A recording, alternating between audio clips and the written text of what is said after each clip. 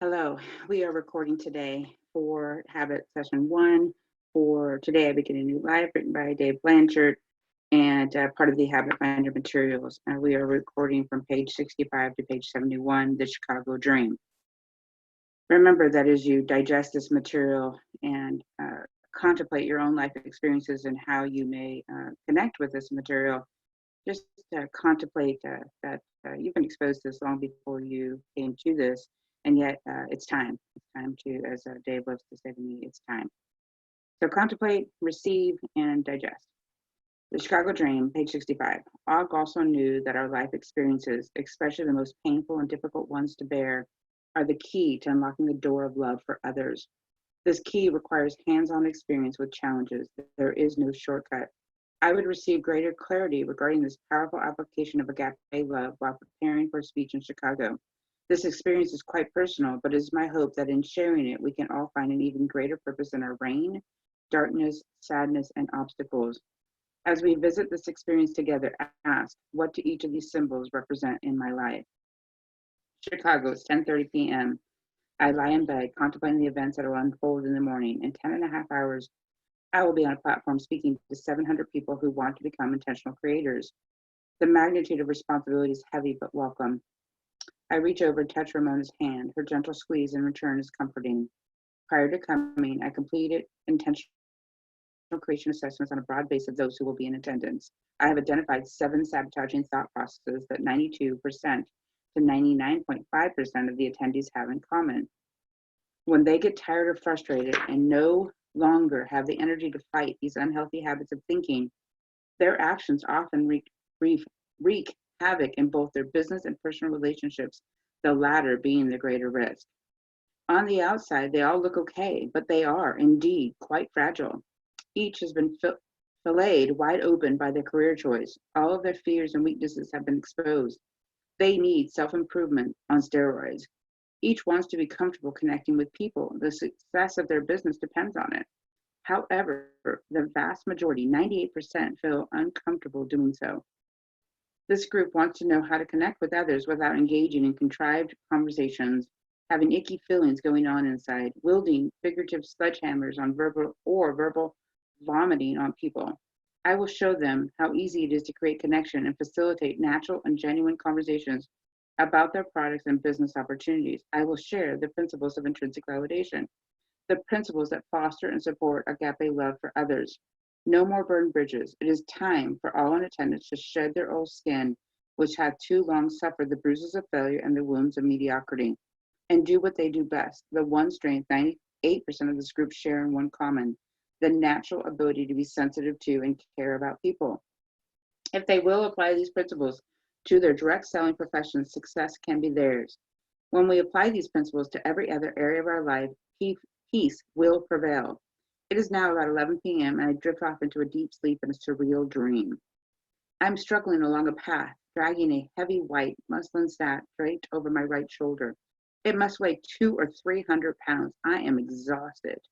A man approaches me. I feel a need to connect with this man. In preparation, I rehearse the principles of intrinsic validation that we use in coaching with our clients.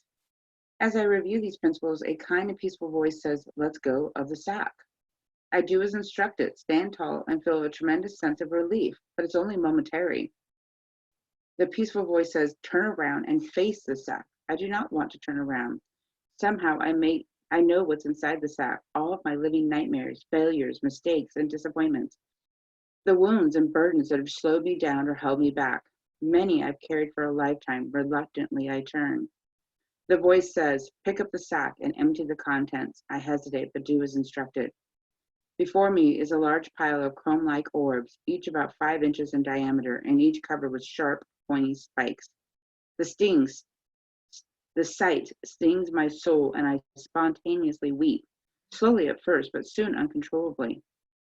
Pick up the most painful one. I know which one it is. I've been avoiding it for nearly 50 years. I cry out, "I don't want to go back there." I attempt to look away. The kind and gentle voice says, "Only experience the feelings that resulted from these events, not the events themselves." I reluctantly reach down and cautiously pick up the most painful memory of all. It happened right here in Chicago, of all places. I was between the ages of 2 and 4. My dedicated and hardworking father was attending college during the day and working much of the night. My young angel mother was working full-time in a skyscraper in a strange, bustling city far from the quiet and isolated farm of her recent adolescence. At the height of my parents' exhaustion, a husband and wife befriended our little family. They loved children but could not have any of their own. They showered me with gifts and created many special occasions where I was left in their keeping. For my stressed out, very innocent and trusting parents, this outpouring of generosity was a godsend. One major problem: they were pedophiles. When it was finally over, these two devils took far more than they ever gave.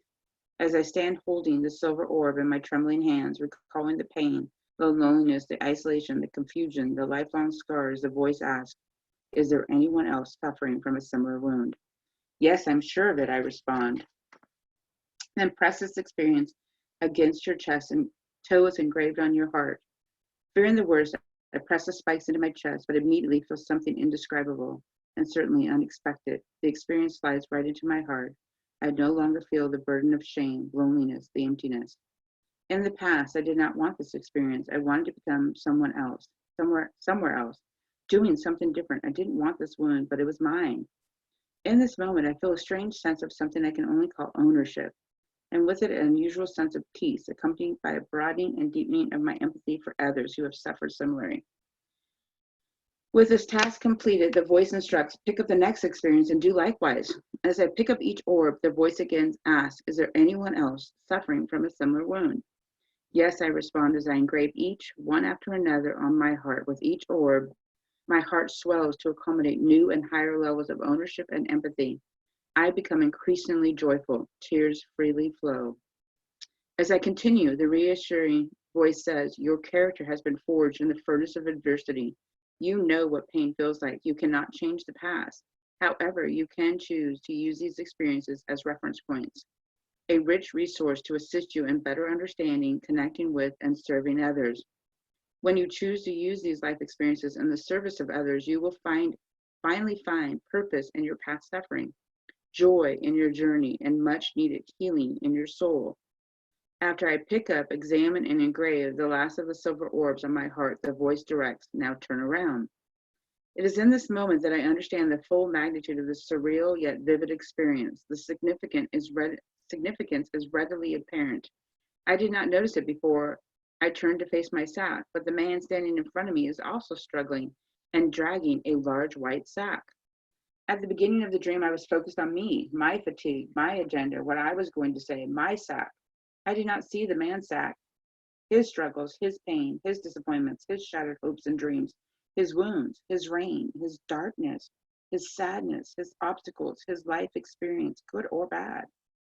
I see him now. I can feel his pain. I can see it in his eyes. I can hear it in his words and in the tone of his voice.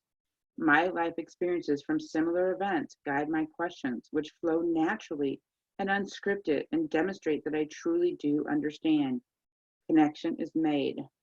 As I continue to focus on this man and truly serve him, as promised, I am given a greater gift. I finally find purpose in my suffering, joy in my journey, and the sweetest of all, healing in my soul. At 3 a.m., I wake from the dream. What just happened? I ponder. It was so real. I reach over and again clutch Ramona's warm hand. She returns a gentle squeeze, then turns on her side. The dream was so vivid and the message so clear. I replay this extraordinary experience over and over in my mind. My heart is pounding with excitement. I have a new understanding about how to maximize the single greatest strength owned by almost everyone who will be in the audience.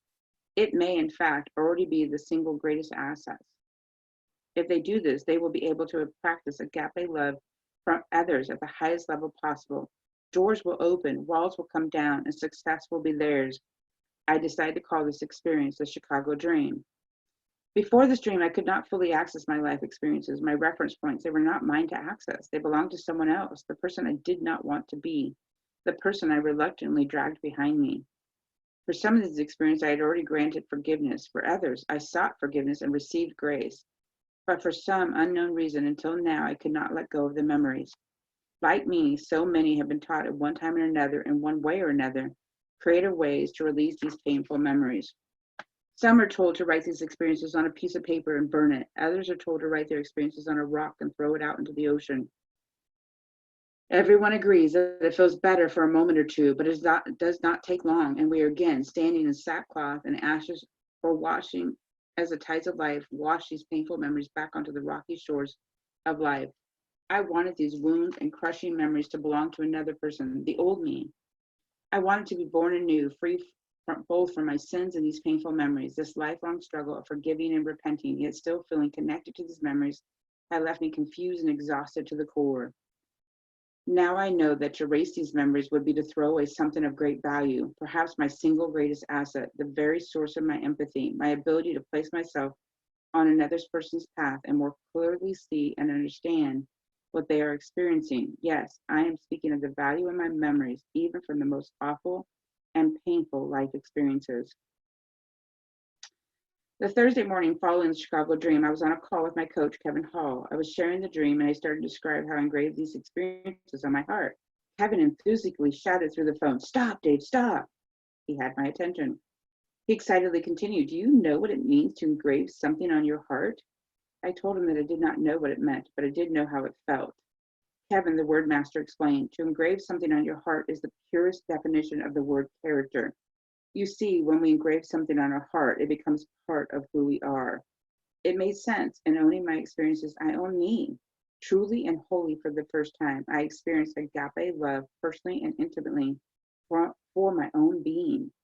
By embracing all that I am not only more capable of understanding others, but I am more complete. Since that night in Chicago, I have shared this dream with hundreds and hundreds of coaching clients and a few times from stage when I'm inspired to do so. I have discovered that most of us are dragging around a lot of stuff in our sacks. The energy being expanded to drag these sacks around is robbing us from being able to see the opportunities before us. Have you experienced or are you experiencing torrential rainstorms, the real or metaphorical hurricanes and tornadoes of life? In what ways have you been prepared for this very moment in time to serve others?